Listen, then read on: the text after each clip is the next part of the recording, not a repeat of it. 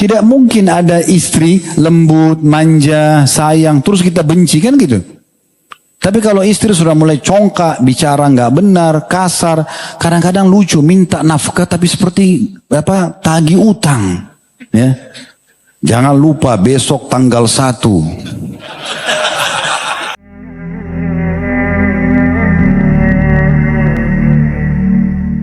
Kali saya membahas tentang masalah ini, maka saya betul-betul ingin sekali setiap muslimah menanamkan iman dalam hatinya dan memahami bagaimana hukum Allah ya berhubungan dengan masalah suaminya. Ingat, renungi hadis ini, sudah sering kita dengarkan tentunya. Yang kata Nabi SAW, "Lau kuntu amiran ahadan an yasjuda li ahadin la amartu zauja atau la amartu al-mar'ata an tasjuda li zawjiha."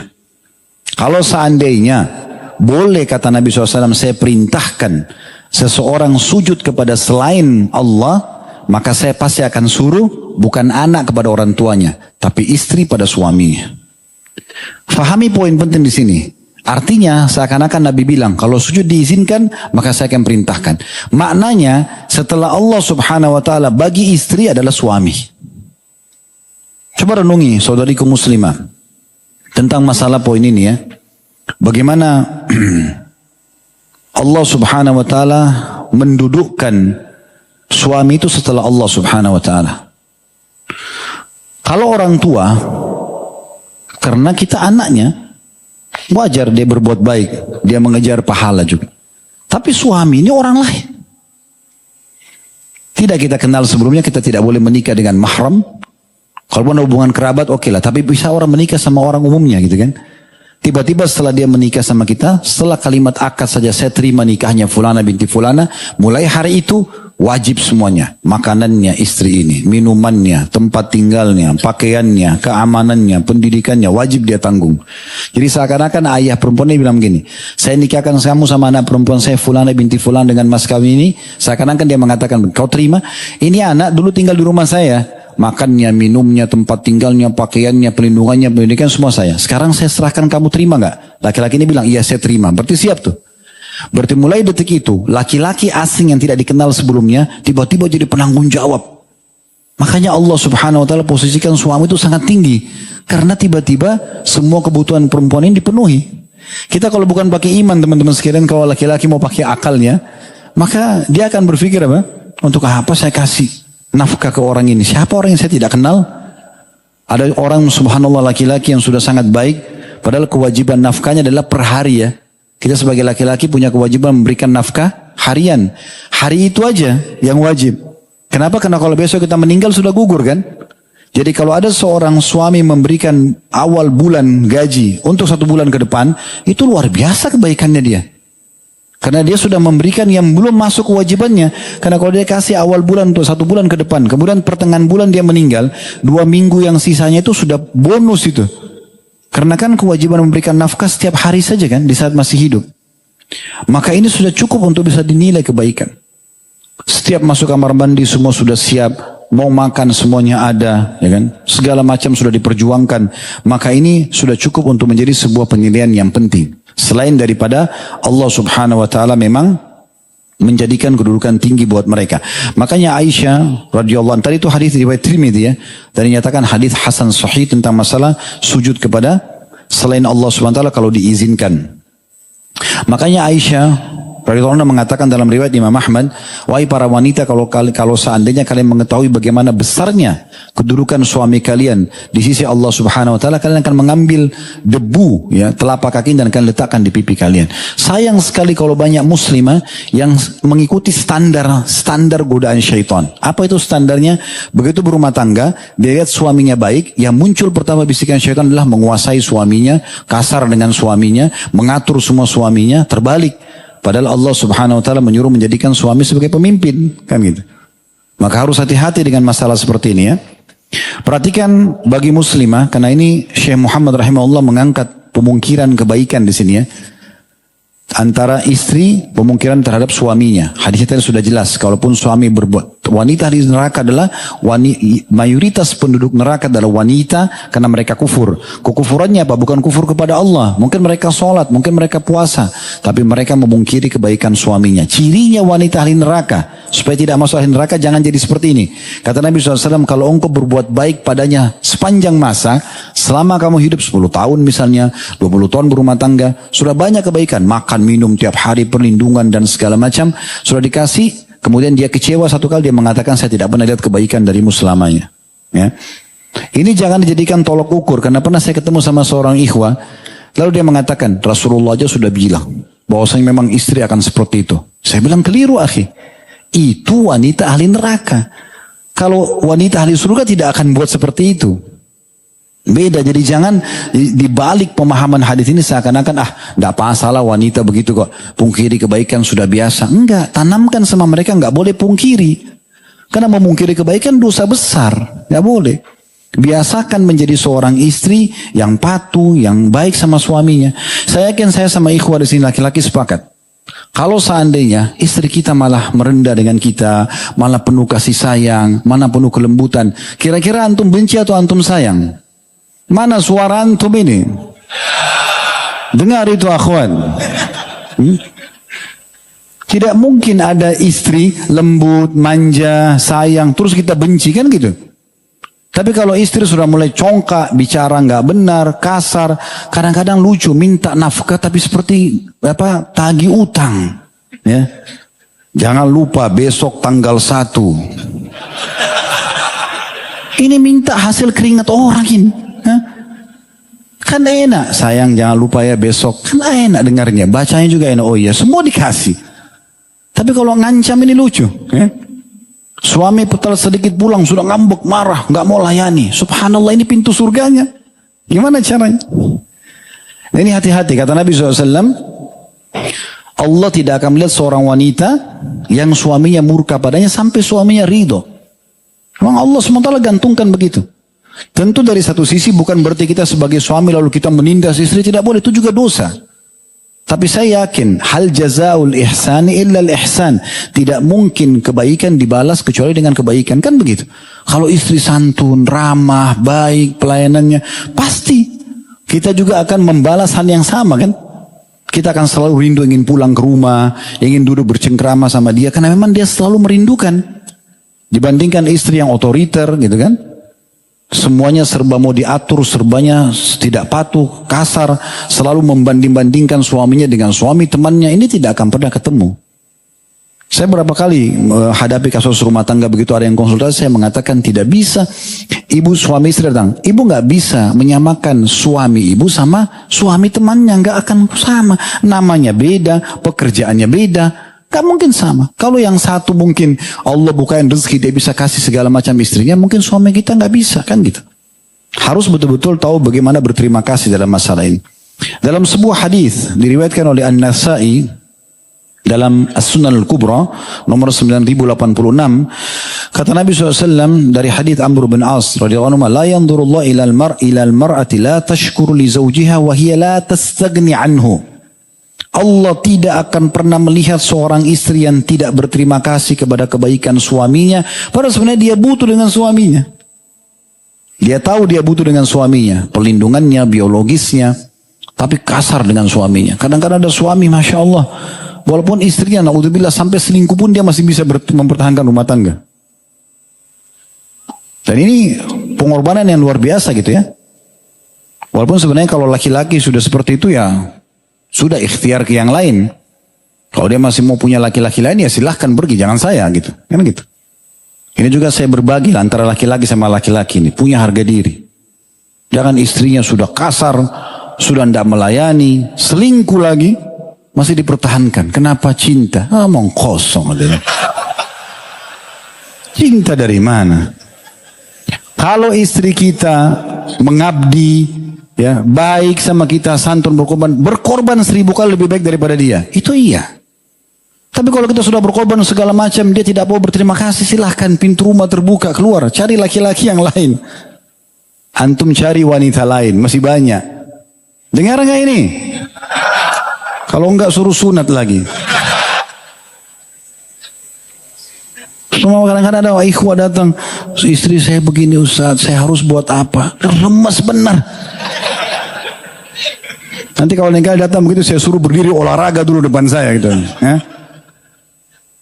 Harus jadi laki-laki yang kawam. Sekali istri kita cinta sama kita, cintai dia 1000 kali. Dia berbuat baik 1000 balik gitu. Tapi kalau dia buat jahat, kita tinggalkan, selesai. Kan gitu. Jadi ini poin juga penting. Kemudian juga ada hadis yang mulia, ini saking dilarangnya seorang istri untuk kurang ajar, untuk kasar dengan suaminya.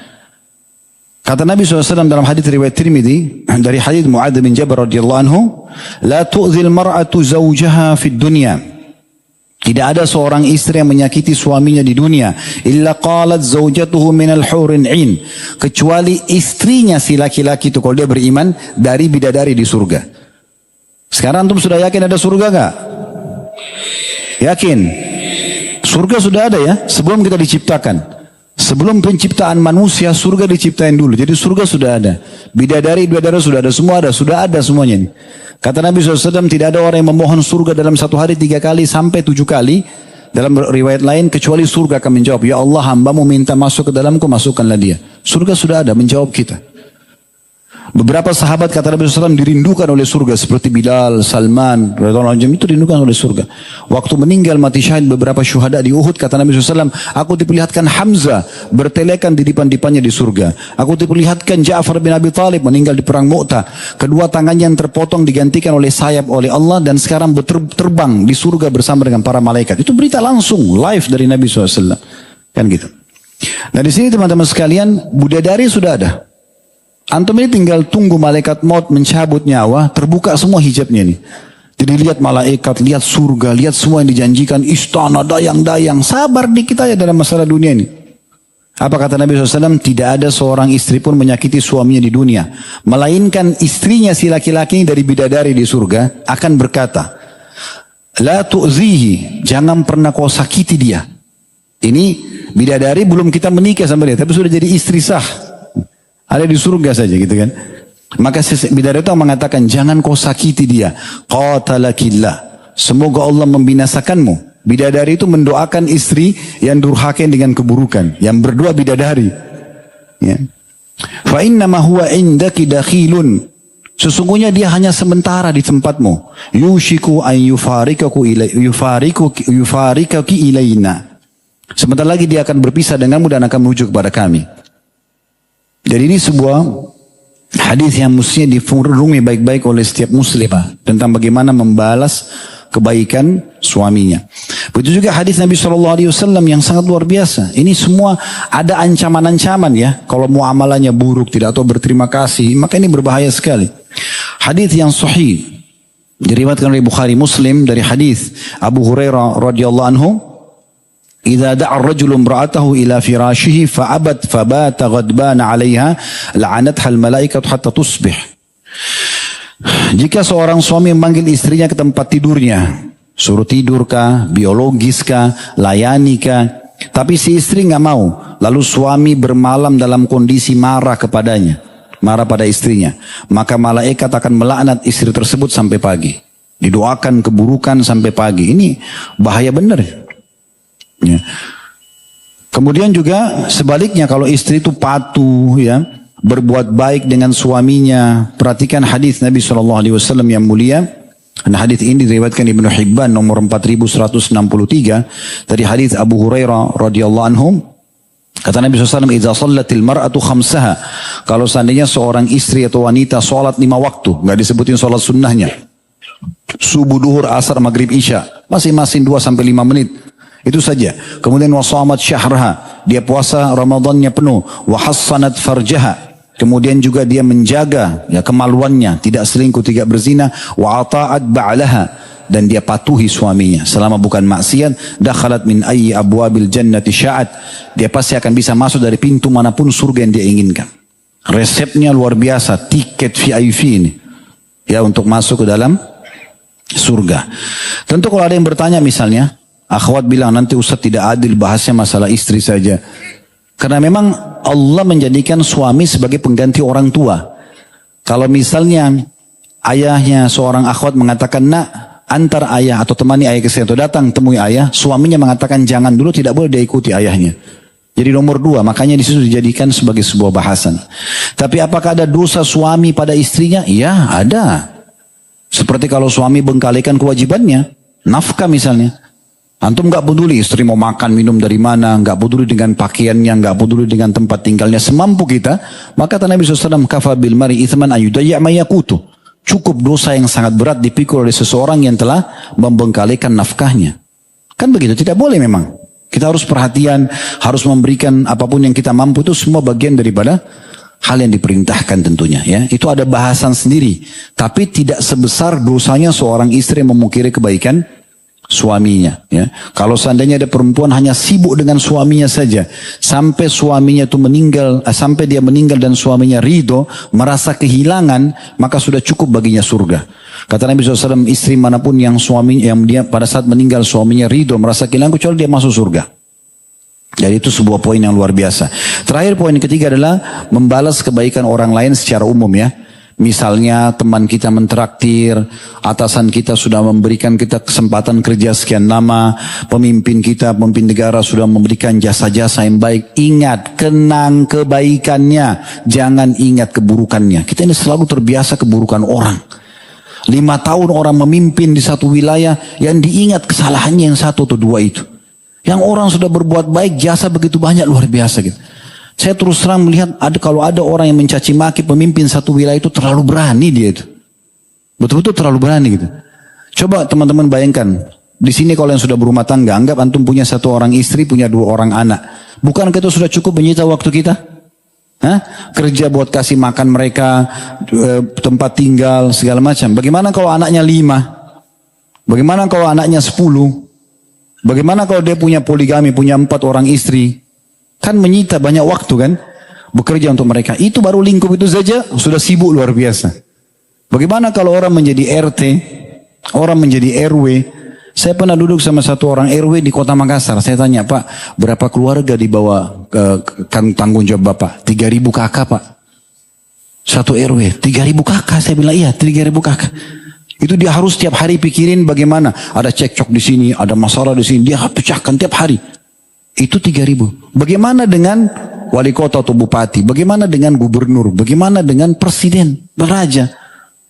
Orang cuma tahu caci maki, si fulan begini, si fulan begini. Sekarang pertanyaannya, kalaupun itu aibnya dia, antum bisa minta maaf. Ini lucu ya, ini kita ini seperti penonton bola ini. Saya kasih contoh bola, karena penonton bola lebih pintar daripada pemainnya. Pemain itu dari kecil main bola, tendang penalti setiap hari, segala macam, tiap hari dia latihan. Sekali main tanding meleset, bodoh. Padahal kalau dia masuk belum tentu dia bisa tendang. Dia disuruh pimpin 3-4 orang bingung, apalagi pimpin negara. Ya doakan kebaikan, tidak boleh. Doakan kebaikan. Kalau 200 juta orang Indonesia doakan kebaikan pemimpin, bukannya jadi baik? Kan jadi baik. Kata Umar, kalau seandainya ada doa saya mustajab, saya akan berdoa untuk pemimpin muslim supaya jadi baik. Karena kalau dia baik, baik semua ini. Kata Sa'id bin Musayyib rahimahullah, atau Sufyan ats-Tsauri rahimahullah berkata kepada seorang khalifah muslim. Dia bilang, saya tahu 1 orang, kalau dia baik, baik semua masyarakat. Kalau dia adil, semuanya akan aman. Kata orang itu, kalau dia buruk, maka akan kacau semuanya. Kata khalifah itu siapa? Dia bilang, Anda. Kalau Anda baik, maka baik semua. Maka kita doakan kebaikan. Kan gitu. Itu juga tidak boleh pungkiri kebaikan. Ini penting. Begitu juga dengan teman sama teman, atasan perusahaan, dan semuanya teman-teman sekalian. Intinya kesimpulannya adalah, siapapun berbuat baik sama kita walaupun sedikit, selalu kenang kebaikan tersebut, selalu berterima kasih pada dia. Kalau ada keburukannya, mohon supaya Allah maafkan. Sebelum masuk ke pertanyaan, saya mengingatkan kembali hadis yang terakhir tadi disebutkan oleh Syekh Muhammad rahimahullah. Sabda Nabi SAW ini penting sekali, agar kita termasuk orang-orang yang tidak memungkiri kebaikan orang lain. Man utiya ata'an falyajzi bihi in wajad. Barang siapa yang diberi satu pemberian, walaupun sederhana, tadi sudah saya sebutkan, sepotong roti, sebutir kurma, misalnya seteguk air pun, hendaklah dia membalasnya jika dia mendapati sesuatu yang bisa dibalaskan. Setimpal misalnya, kita juga berikan minum, kita juga berikan makanan, tetangga kirimkan piring dan ada makanannya, balas ya, walaupun mungkin tidak sama jenisnya, mungkin tidak sama kualitasnya, tapi kita balas gitu kan. Barang siapa yang tidak mendapati, betul-betul dia tidak punya, maka hendaklah dia mendoakan. Doakan kebaikan buat mereka. Indah sekali tuh kalau anak selalu doakan orang tuanya, orang tua doakan anaknya, suami doakan istrinya, istri doakan suaminya, teman doakan temannya, pemimpin doakan masyarakatnya, masyarakat doakan pemimpinnya. Itu indah sekali dan semuanya berisikan kebaikan-kebaikan. Kalau dia sudah berbuat kebaikan, semoga Allah berikan balasan yang baik. Kalau dia berbuat yang salah, semoga Allah berikan hidayah. Itu aja terus. Sampai ajal datang nanti kita akan sampai pada kesempurnaan pahala. Jangan pernah balas keburukan orang dengan keburukan. Kata Nabi SAW, ya, وَمَنْ لَمْ يَجِدْ فَلْيُثْنِي عَلَيْهِ. Siapa yang belum mendapatkan apa yang bisa dibalaskan, maka dia mendoakannya. فَإِنَّ الثَّنَاءَ syukur. Karena mendoakan itu adalah bagian daripada berterima kasih atau bersyukur. فَإِنْ أَثْنَى فَقَدْ شَكَرَهُ. Kalau dia mendoakan berarti dia juga sudah berterima kasih pada orang tersebut. وَمَنْ كَتَمَهُ فَقَدْ كَفَرَهُ. Dan siapa yang menutupi kebaikan orang lain, memungkirinya, maka dia telah kufur terhadap nikmat tersebut. Artinya kena dosa besar ini.